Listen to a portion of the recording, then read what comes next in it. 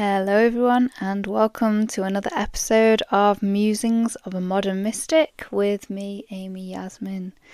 So I hope you've all been journeying well since our last time together, and I invite you to take a breath, settle in wherever you are and immerse yourself in another episode. And today's musing will be on the topic of the Dalai Llama once said, every year, go somewhere new. And I have just been to Ireland, to Dublin, land of the green. And I'm going to be musing on the blessing of going somewhere new, of stepping out of patterns, routines, habits, and just being completely immersed in a very different experience for a while. That gift of holiday. It's a feeling people often want, so I'm going to dive into what is it about that pause, that break, that change of environment, people, that brings its own gifts and blessings. So, yes, this last week has been an absolutely wonderful experience and immersion in a different culture, a different way of being. I've delighted in exploring the little streets and finding those jewellers that have got their own names, those Irish names, those Celtic roots written in every street sign. Even though there is still on the high street, there's many discernible brands, the essence and the character of the Irish culture is very much alive there. I went to the Little Museum of Dublin, which was set up by a Dubliner through conversations in a pub with people from around the world who were asking, but what is Dublin like for Dubliners? And he asked himself, well, why is there no place people can go to actually meet local people that want to talk about Dublin? And so the museum was born, an appeal was put out on the radio, and 1,000 items were donated within that one appeal, which is still a fifth of the overall museum. It's currently under renovation, so it was in a very small little living room sized building, and it was still an absolutely wonderful experience. It was the connections for me, it was the stories, it was the people I was meeting. It's made me realise I've always loved stories, but I'm realising I'd travel to experience stories. New Zealand certainly was that for me, and now here I am in a very different context. I'm more on home ground and I'm still looking for them stories. The story of the city itself, even walking through the park, the history is written in the statues, it's written in the stories that are on plaques throughout the park on where the Civil War was fought, where the birth came of guerrilla warfare, of people trying to keep their home as a home for their people, for their language and their culture. And I'm not siding with anyone. That's what their intention was to keep an essence of the city themselves. And so they fought in the local park. People died. People were sentenced to death after that uprising failed. But there's still, it's incredible that the history, the conflict, and still remains this open invite, this hospitality that I encountered everywhere I went. I'm walking along the canal, the quayside, trying to find my way to the Phoenix Park, this huge park with deer. There's supposed to be a presidential place in it. It's so big I didn't actually experience that on my wanderings. It's vast. It struck me as a kind of American-sized park. It's beautiful. A bit of nature within the middle of a city, although even the main road going through it is like a 2-lane either side road that's full of cars constantly going. It's like an American boulevard. And I guess maybe that has been part of, I wonder if that was the American influence coming back to Ireland or what, because there is that relationship that they've come to have as people I met one guy and he said, yeah, very much when he was growing up, it was you looked for opportunities outside the countries, outside the nation, and then you brought the wealth back if you came back. A lot of people came back because they missed the place, the people. Something about home seems to be calling a lot of people back, from the stories I've heard. And so I was I'm exploring just meeting people. I was like, I'm here to meet people, and I'm walking along the quayside, and lo and behold, there's two guys walking in front of me, and they're talking. I'm listening, I'm people watching because I'm somewhere new, right? And I've got no one with me. The gift of travelling alone is that I can fully take in a place because I'm not distracted by trying to make conversation. I'm not listening to conversation, so I'm fully immersed in the world around me. And I've always loved people watching, whether it was airports as a kid, train stations, just being out and about in town, especially if there's some characters around that are a bit more interesting. So I'm walking along and I'm hearing a conversation of two guys, your standard, do they go to the pub or not? I'm trying to work out what they're there for. Was it business? Was it pleasure? Was it a stag do? And somehow we end up striking a conversation at a set of traffic lights. And that turns into them and me chatting for the next 10-minute stroll down to the train station, where they were getting off and I was carrying on. They gave me directions, which was wonderful. I actually relied a lot on directions from people because I prefer talking to a face than looking at a screen. But Google had its merits too, and it had its moments. So yeah, I'm walking along and they start telling me about their stories, their connections with Dublin, the areas of Dublin, of their own country that they connect most to, that they're proud of, that they want to share, aspects of their culture. And that hospitality really came across. They're like, oh yeah, you go into any pub and you'll find someone to talk to. Like, you'll be made at home. And I felt at home throughout my stay in Dublin. In the hostel, I was on first name terms with all of the staff. Many of the people coming and going, I'd talk to that morning. That evening, we'd ask how each other's day were. It was like finding home and community away from home. And because I was there to fully experience it. It meant instead of looking at my phone, instead of connecting with people through a screen, which is habitual back home, a lot of my community can be online. Like-minded people from across the world, people I've met from across the world in wonderful ways. COVID really brought the gift of many communities for me as I sought it out online because I physically couldn't seek it out in the world so much with restrictions. And yet this brought me back to just the gift of being with other people in a place and really had me thinking again about my use of technology, which I've already talked about on podcast in a whole new way. Thinking about the people I live with and spending a bit more time with the people and the nature, what's more immediately around me, and a little bit less on a screen. So yeah, I'm meeting all these people, I'm experiencing new things, and I'm realising just how vivid everything is for me again. So when I first arrived in New Zealand, it was unlike anywhere I'd ever been, and all of a sudden I was enthralled by everything. I wanted to see everything. If I was on a coach, if I was on a train, it didn't matter how I was travelling on the aeroplane. I'm staring out of that window.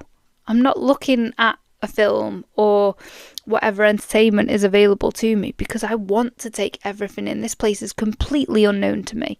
You've seen pictures on the internet and stuff, but it's got nothing on what is outside that window. And so from the minute I'm watching the waves lapping beneath me, way below on the seas, and the sun reflecting on it, they look tiny, these waves, and I'd have no idea. I'm wondering, how big are those waves? How much is that going to rock the boats that I can see every now and again? But there's so few of them as well. It's like this pristine nature. And then we get to this wall of just towering mountains, like something from Lord of the Rings, but it just stretches on and on and on into the horizon. And I'm like, what a welcome, what a greeting, what a what a statement. You arrive in this island. What did people make of it to arrive on boats to these vast cliffs and mountains, these jagged teeth that just go on and on and on, waves lashing against them, and the peaks of them are lifting above the clouds, these really scattered clouds. There's not much substance to them, and there's something ethereal about the peak of a mountain, like punching. It's almost like this majestic, here I am. Nothing's going to stop me reaching up. And from that moment, I was just completely, they say in love. I guess I'm experiencing now love as more of a state of being, as more of an experience, as just a feeling that can come with anything. It's not necessarily people. It can be with food. It can be with company. It can be, in that moment, it was just pure wow. Wonder, love, just completely immersed. I wouldn't have wanted to be anywhere else in that moment. And that feeling really stayed throughout my travels because I was seeing new things, like the Dalai Llama reminded.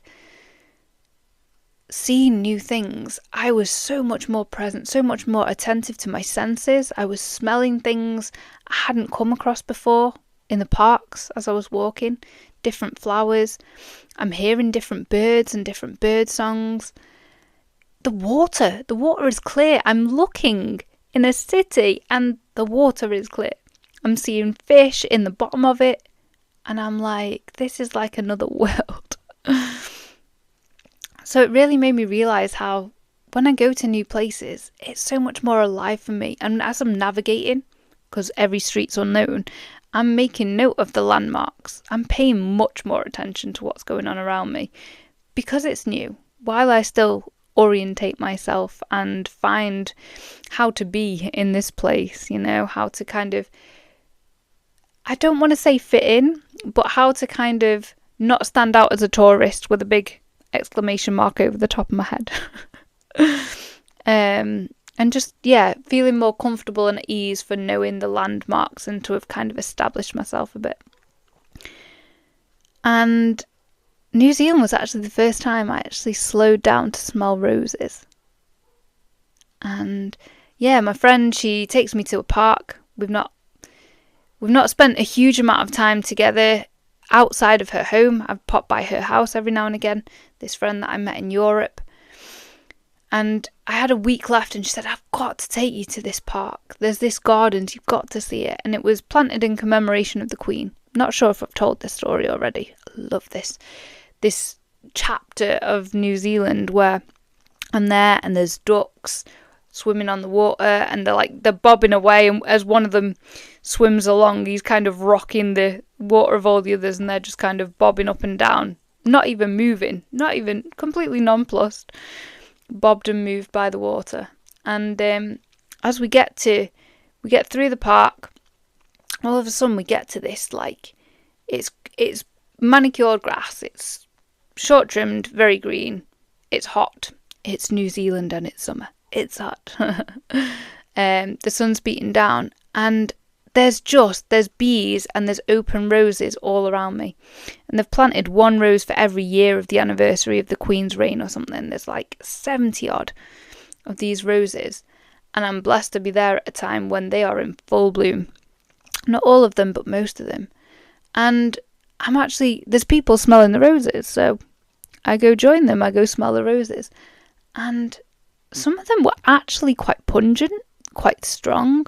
Some of them was really unexpected. It's like the flower looks gentle, and then you smell it, it's overpowering, or it's really, I didn't realise the variety of roses there are out there. I knew there was different colours, but I didn't think about the scent. I mean, in the supermarket, they don't really have a scent. Not many flowers in a supermarket have scent, I'm realising now. But the smells were just so rich, and I was like, no wonder bees just flock and swarm to flowers, because that smell, can you imagine? Spend your life is to go and fly. Flying would be delightful in itself, although it might be a bit tiring as a bee because you've got a huge body and tiny, tiny wings. It's incredible. But to fly, to roll yourself in a bath of fragrance of different flowers, and then take it back to your hive, dance a little jig that tells everyone where you've been, deposit the pollen, and get back out there. Like, wow. And you're in the summer. I mean, don't get me wrong, we get rain, but I don't think bees really come out in the rain either. It's wise. Although rain can be wonderful at times too, when you've got dry clothes. Anyway, I digress. Being in a new place, experiencing it, would I have smelt the roses if I was back home? My neighbours have got no roses. I don't think I've ever smelt them. There is some lilacs on the estate. Don't think I'd ever smelt them. And so I was realising actually how much I'd missed out on just by going, that's a tree, that's a plant, that's a, as soon as everything's got a label in my head, it's almost like I don't see it or experience it anymore. I'm not noticing the shape of the branches or the leaves or the flowers or even the seeds. But because New Zealand's new and different, because Dublin is new and different, I'm looking in a different way. I'm paying more attention. I'm curious. I'm curious about this new place and what I'm going to experience there that I've not before. So yeah, I definitely vibe with the blessing of every year, go somewhere new. Even if it is the town further down from where you live, it's a different street. The street next to where you are, a street next to your workplace, just something different. I've come across Lee Harris calling this a pattern interrupt, where you just introduce something really, really simple, really doable into your everyday to invite that newness, that visceralness in again. You might be shopping in a different supermarket. It might be trying a new food, ordering a different drink at the coffee shop than you normally do, just to taste, smell, hear, experience, see something new. Because I found something so enlivening in that week about not being on a screen, not being in my head all the time about everything that I needed to do, because I didn't have the distractions and the to-dos of work that I had back home. Out here, I can just, oh, wait a minute, the evening is beautiful. So I'm going to the security guard in the National History Museum and saying, excuse me. I started that conversation because there's this vast deer in the front of the National History Museum in Dublin. And it's easily 2 meters high. And I'm like, what the heck? Can you imagine the size of a saber-toothed tiger if that was its prey? If these guys were walking around that tall, like when you think of the dinosaurs, it's just mind-blowing. To see them bones was just incredible. To imagine what this world would have been. And I think these deer survived longer in Ireland because of the island than many parts of Europe. And this guy was passionate about the place, so I learned plenty just from chatting to him. Heads up, if you don't want to read things, and it can be nicer to have a conversation, just talk to the staff and the security guards. There is a story there. Guaranteed. I hope. So I went to him and he said, oh, if you want, because I said, I want somewhere to experience. The day's gone gorgeous. Wasn't expecting this. Where's nice to see a sunset? Where would I get a decent view in Dublin? And a bit more out of the city. I've spent all day in the city. Could do with a bit of nature time, but a bit of scenery. And he said, oh, ask Dennis. He's a budding photographer. Go over there and ask Dennis. So I go over and ask the security guard, where do you recommend?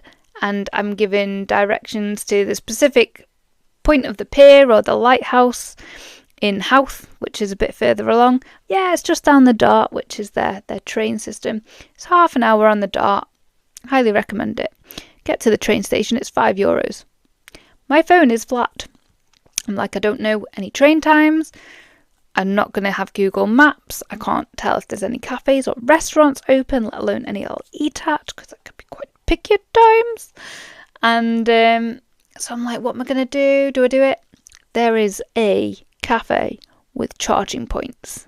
As I walk to the train station, I remember, and I'm like, right, I'll go there, get a drink or something to eat, get a bit of juice in my phone, enough for emergencies, and we'll get the next train. So buy my ticket, get all that sorted, 5 minutes to go and I'm bolting it to the station, and the train's actually a bit delayed, so we're all good.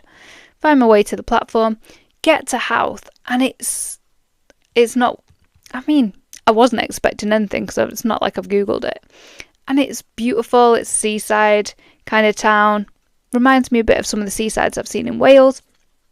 And you've got the yachts bobbing about. It's just delightful to be out the city.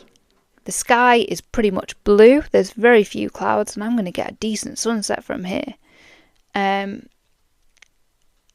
got to admit I was lacking company at that point.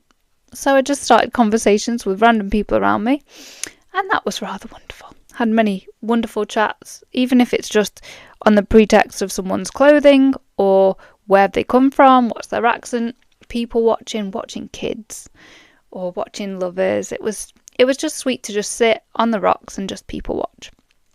And the sun's sinking in. And I can't actually remember the last time. It's generally when I'm on holiday that I'll watch a sunrise or sunset. It's not very often in my daily life I go, oh, the weather's nice today, let's go and watch sunrise, because I'm waking up and thinking I've got all these things to do.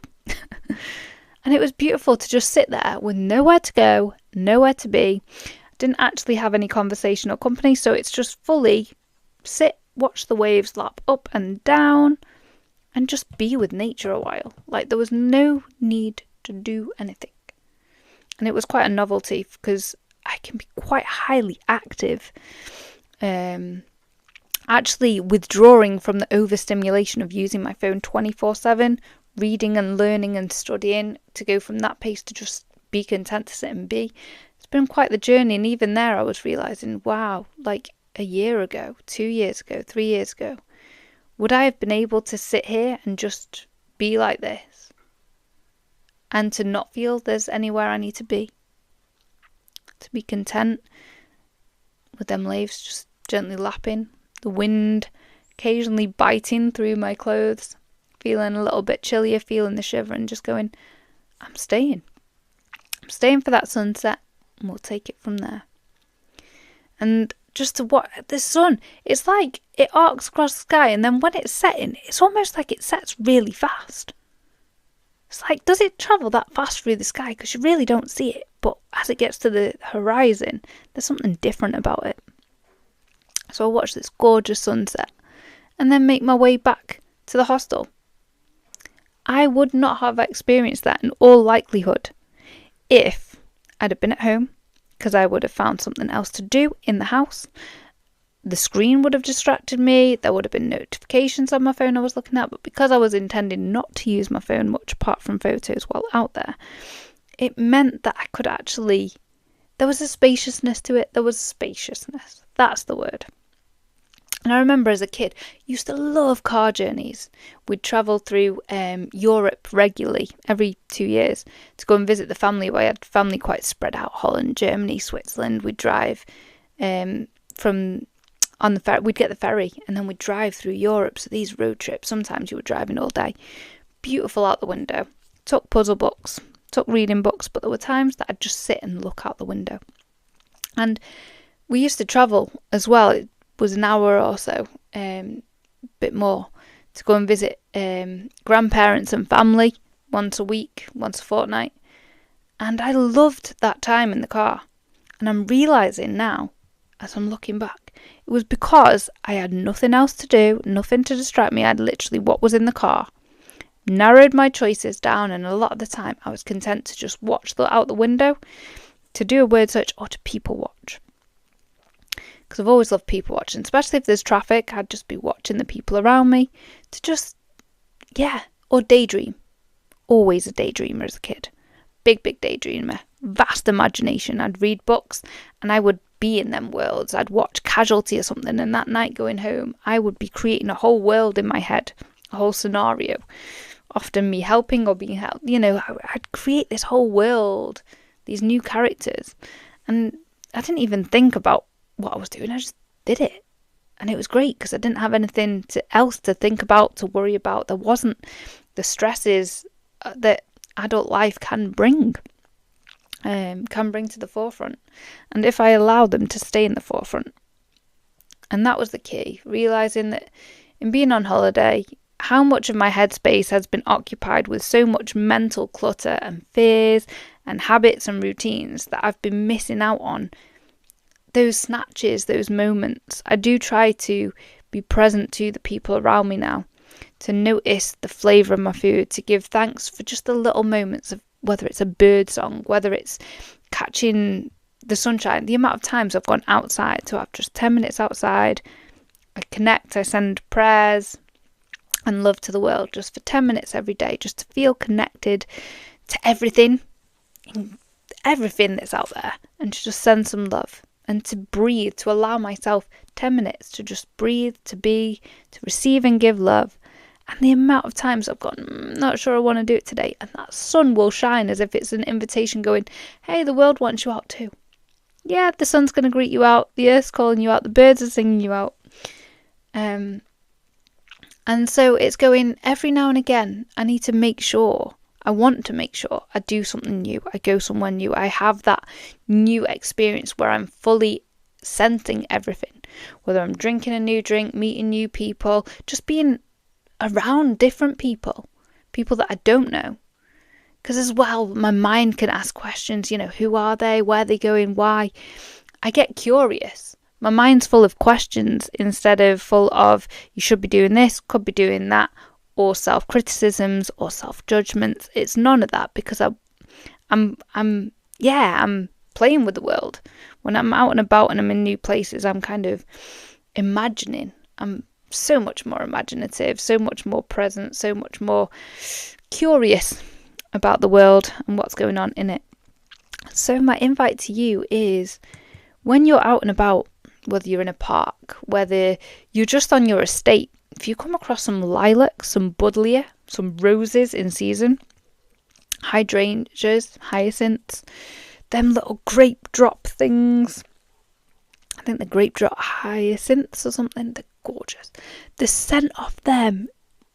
In fact, if there's bees on something, generally it's because there's a nice scent to it. Not always pleasant scent though.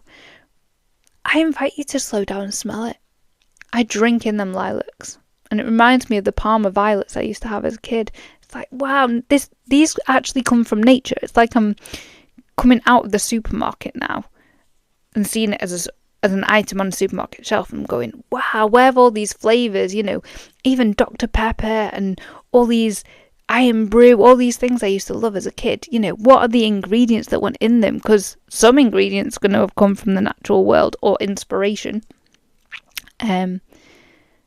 Maybe experience a sunrise, a sunset. Just stand out in the morning or at night before the world gets too busy or too loud, if that's in your ability, if that's in your routine, if that's in your time frame, to just stand there, even for a minute, 2 minutes, 5 minutes. How much can you afford or allow yourself to just be? To watch a sunrise, a sunset, to see the stars, to listen to the birds. Just the simplicity of taking in the world around you without doing anything, without trying to change it in any way, without thinking about anything other than just noticing, paying attention, listening, seeing, cloud watching. I invite you to try and visit somewhere that you've never visited before. See if you do see the world through new eyes. And when you come home, does it change the way you perceive things? Because every time I've gone somewhere new and something new, I've noticed something new or I've heard something new, it's changed something about my experience moving forward. I've been so humbled by the people, the hospitality, the conversations, the generosity, the land, the beauty of the natural world, the diversity of the natural world, the history of the natural world. When I look at the mountains, the timelines in which they've been formed, the waterfalls, the rivers, the centipedes on the ground, the vast array of insects and birds and stuff. It's just to be in that state of wonder and go, wow, what is it that's created all of this complexity and these ecosystems that we're learning now, retrospectively, how important each individual part is to that bigger picture, the fungi networks, the root systems below the earth. How much have we not tapped into? We've explored the moon and stars, but how much do we know what's beneath our feet? What's all around us, the life around us? We're still finding new species every day, microscopic forms of life. And to just wonder what more is out there, what more is there to see, to hear. To just play, set the intention for the day, show me something new. Let me hear something new, taste something new. I'm open to try or experience something new today. And see how that impacts on your experience. And if you do get the chance to go to a natural part of the world, whether it's a lake, mountains, rivers, just somewhere where the scale of that nature, you feel like an insect in relation to it in some ways. To feel so small in this vast world, I found that such a gift, such a humbling gift. And it's helped me to realise there's so much more to this world, so much more to experience, to explore. And maybe my part in it isn't so big, maybe my part isn't so small. Doesn't matter how you look at it, every part of the ecosystem has its place. But there's times where I can look at that mountain and go, I've not got to create or move mountains. Look at me, look at the size of me. What's mine to be and do? And sometimes being, that's enough too. So be with the sunrise, be with people you love, be somewhere new and different. This is Amy Yasmin. This has been Musings of a Modern Day Mystic on newness, on travel, on going somewhere, experiencing something new. So take care. Namaste. It's been a pleasure to spend time with you. Looking forward to any comments or feedback, any stories. Love the stories. And we'll be together next time. Until then, take care.